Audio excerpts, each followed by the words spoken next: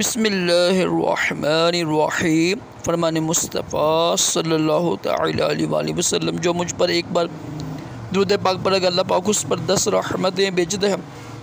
सल्लु अला हबीब मोहम्मद। 3 सांस में पानी पीना सुन्नत है। हमारे रश्त अतारी नूरी दवा खाने की तरफ से। और आप देख रहे हैं मुजर्रब नुस्खे, एक नुस्खा लेकर आया हूँ पेशाब के हवाले से ना। पेशाब का बार बार आना, पेशाब की ज़्यादती का ना इलाज लेकर आया हूँ।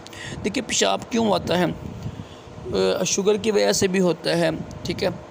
और अगर पथरी हो तब भी पेशाब आता है, ठीक है। मसाना कमज़ोर हो तब भी पेशाब आता है।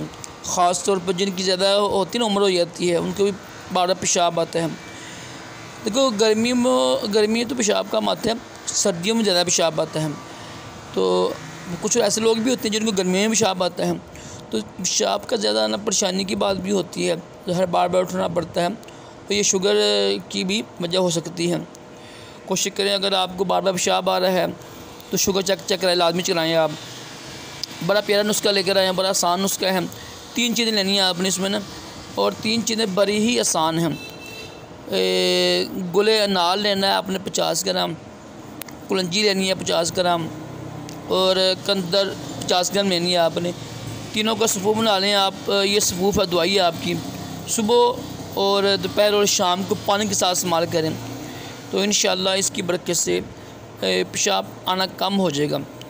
कोशिश करें पेशाब के लिए ना काले चने भी होते हैं, काले चने मिलते हैं ना भुने, वो इस्तेमाल कर लें आप।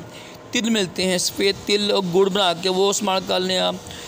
और जो है ना लोग ऐसे दवाई खाती हैं ना जो पेशाब आवर होती हैं, जिससे पेशाब ज़्यादा आता है।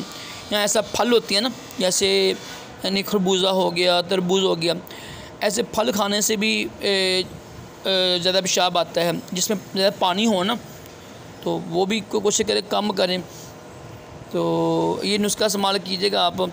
गुले अनार 50 ग्राम, कुलंजी 50 ग्राम और कंदर 50 ग्राम, इनको बना के इस्तेमाल करें। इंशाल्लाह पेशाब की ज़्यादती ख़त्म हो जाएगी इंशाल्लाह।